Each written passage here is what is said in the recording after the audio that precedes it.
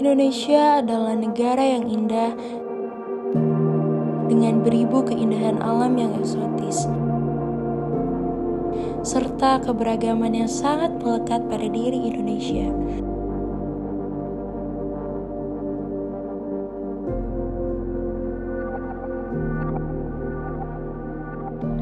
Kekayaan alam yang melimpah ruah, beratus-ratus individu dengan segala perbedaan.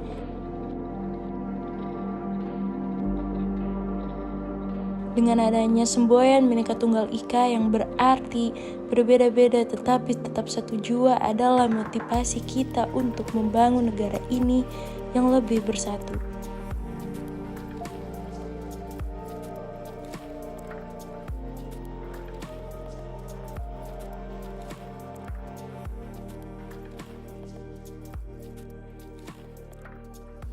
Indonesia adalah negara multikultur yang melekat sekali dengan adanya perbedaan pada setiap individu yang diberikan Tuhan.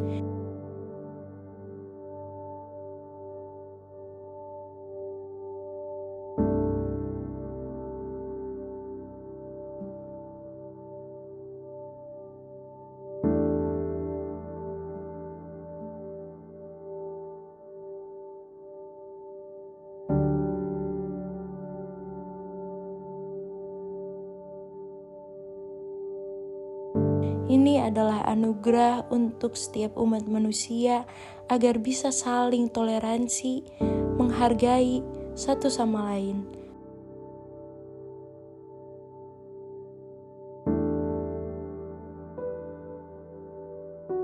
Warna kulit, agama, suku, budaya, dan berbagai kepercayaan lainnya yang berbeda antara kita menjadi nilai pluralisme yang menjadi ikon unik untuk keberagaman di negara ini.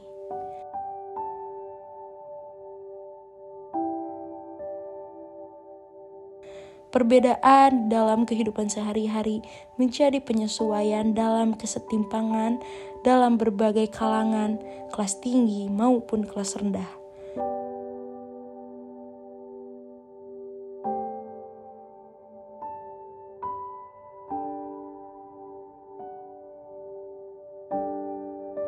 Nilai humanisme pada perbedaan berbagai tingkatan dalam hidup atau status sosial menjadi hal yang harus dijunjung tinggi oleh setiap individu dalam membangun keharmonisan antara masyarakat di negara ini, walau terhalang oleh perbedaan, kesetaraan dalam segala bidang dan berbagai tingkat kehidupan.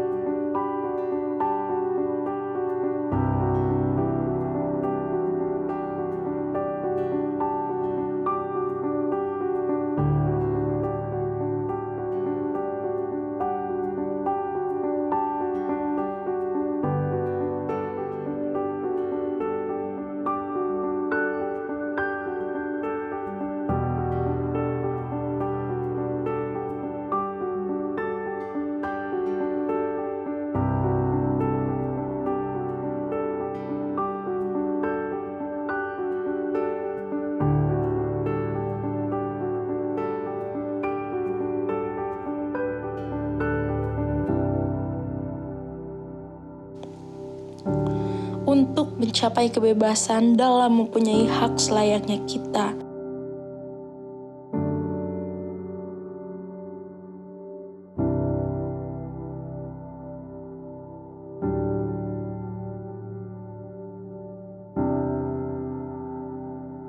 Sebagai rakyat, untuk mengupayakan hak asasi manusia kita,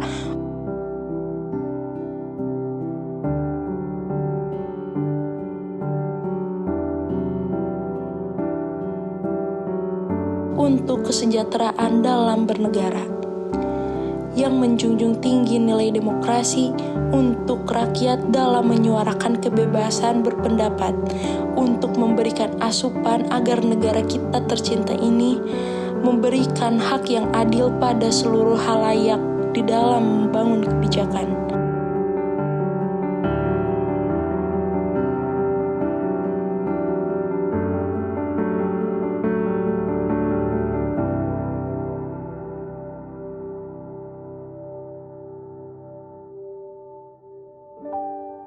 Kita sebagai generasi penerus, generasi muda adalah pelopor sekaligus support untuk menyerukan pendapat rakyat atas ketidakadilan dalam membuat kebijakan yang dibuat oleh para elit politik agar tidak menyengsarakan rakyat kecil yang merasa tertindas oleh segala kebijakan yang menyimpang yang dibuat oleh elit politik pada negara tercinta kita ini.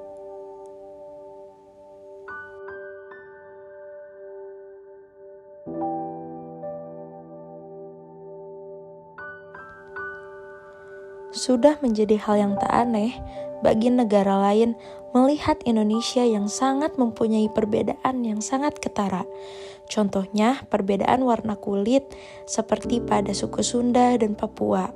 Tetapi hal itu tidak menjadi masalah bagi kami selaku bangsa yang memegang erat tali persatuan dan kesatuan di antara macam beragam perbedaan. Maka dari itu, untuk membangun toleransi dalam diri kita, perlu mempunyai moral dan etika yang bisa menjadi bahan untuk pondasi persatuan dan kesatuan seperti pada yang tertera pada Pancasila Sila kedua.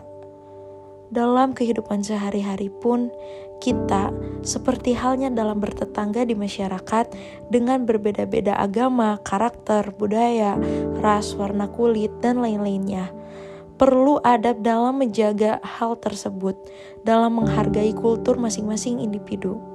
Maka dari itu, kerukunan di antara lingkungan masyarakat terjalin.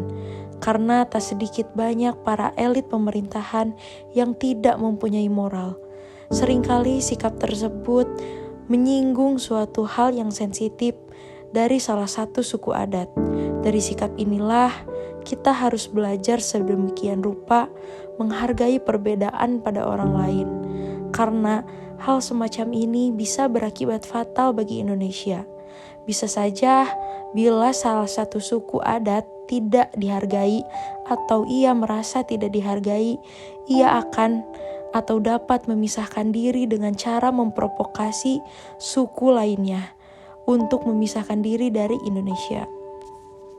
Jadi, hargailah keberagaman di Indonesia dengan dimulai dari diri kita sendiri. Niatkan untuk memperbaiki moral dalam bertoleransi pada siapapun. Karena setinggi-tingginya pendidikan, sekaya-kayanya kita, apalah arti jika kita tidak bermoral, beradab dan beretika pada siapapun. Karena pintu kesuksesan kita sebagai generasi muda penerus bangsa adalah nilai value yang dimulai dari diri kita sendiri. Jayalah Indonesia, kobarkan semboyan Bhinneka Tunggal Ika, semangat bangun persatuan dan kesatuan dari Sabang sampai Merauke.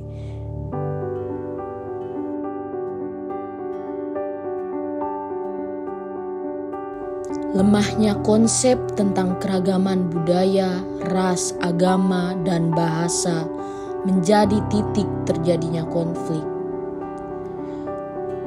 Bagaimana implementasi sila kedua jika pada kenyataannya masih banyak konflik yang terjadi di Indonesia? Apa yang terjadi jika Indonesia yang sudah merdeka ini hanya mengagungkan satu golongan saja? Indonesia lahir karena banyaknya perbedaan. Indonesia lahir bukan untuk satu golongan, bukan untuk mayoritas beragama apa, tapi Indonesia lahir untuk semua golongan. Maka sudah seharusnya kita mempertahankan keberagaman ini dalam kemajumukan antara kaum mayoritas dan kaum minoritas dengan rasa toleransi.